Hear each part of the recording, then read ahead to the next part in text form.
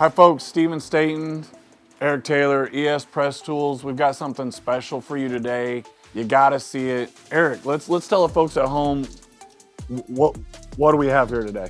Basically what we have here is a magnetic tip punch that makes it easy to slide these tips all kinds of sorts of different radiuses on and off with ease. We have multiple different radiuses available. It really is just basically just gonna make your life a lot easier in the press brake world. So, I mean, you're a press brake guy. That's what you do. Yep. Why did you guys come up with this tool? So, everybody's seen a tool like this. You have a welded rod on a piece of flat stock. You got window punches cut in them. You got all kinds of modifications on them, slots, grind marks. Our tool basically What's that? eliminates that. So this is just a bar welded on a piece of flat stock here. It's welded on. My tool maker got real sick and tired of making some tools for me. So he came up with this idea to where we have magnets in our punch tips and it basically just slides on and off. All right, so I guess my next question, what separates and why would I go and get an ES Press brake tooling? Why would I? You really have to just buy your main punch one time. So once you have your main punch, all you have to buy is your tips here, and space savings is huge for us here. So everything that we need can fit in a small toolbox like this. We don't have racks of tools. You load this up in your machine, you can pretty much just leave it loaded up in your machine all the time. And if you have a different radius for a different part number, you know, all you gotta do is load that onto your machine. So this eliminates the walls of punches, and now you're able to get multiple bends on parts that normally you would have had to take a punch out, take the time, load another punch in. Right.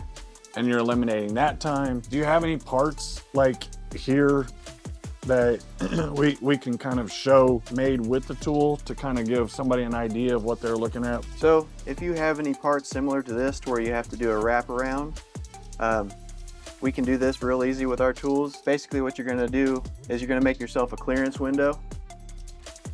And you know, you can form your 3 bends on there with these, no problem. But when you go to close this up, putting your last bend on there, you can put it in a window like this. Put your last bend on there, that closes up. To get your part out, just slide your tip off and it closes up. So, I mean, I gotta ask, you've been using this tool 5 years? Yep. Okay, 5 years yourself. You said magnet, so do I gotta worry about this coming off? No, not at all. Am I losing tonnage from going to your guys' punch? No, we've tested these things. We've pretty much maxed this machine out with what we're doing. Okay. We've tested them to 60 tons per foot. I see this guy back here. Yeah. So if you have a box enclosure similar to this, rather than making any type of special punch, basically before you put your last bend on there, you have your tip on there like this. But once your box closes up, that'll just pop off like that with your tip in there. And then when you're ready to form your next part, just pull your tip back out and you can load it right back onto your tool. Wow, wow. Do you have a part that you can show us today, like that you can actually bend for us so that we can actually see the tool in action? So with a part like this, you're obviously gonna need a big window punch or a deep gooseneck. We have a setup over here ready to go for you. So you need me to do what? Well, if you wanna hop out of the way, we'll get this formed up. So you want me out of the frame? Please. Okay.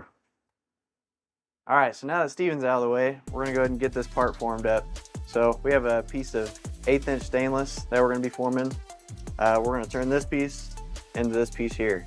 So this is 321, pretty tough stuff. It's calling out for a 250 radius on this part. So we're just gonna go ahead and attach that to our tool. Slip that on just like that. We got a 787 V-die. So my first bend, we're gonna put these 2 pieces on, these 2 bends, and then we're gonna go back and form these deep parts here. So I'm gonna use a square as a straight edge here to make sure this part's formed up straight. Stick our part in there, start bringing our ram down.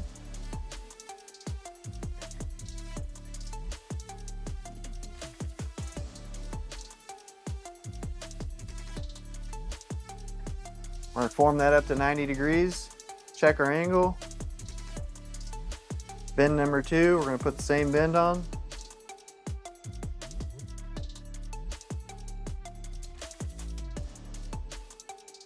All right, bend number 3, we're gonna put this angle on here.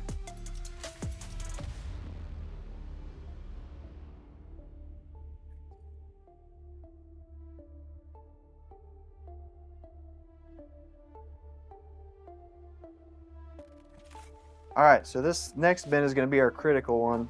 This is where we're gonna use that gap in our tooling to get this to form through our punch. This is what they would call like a window punch style. We're gonna use our square again. Make sure that we're centered up in there.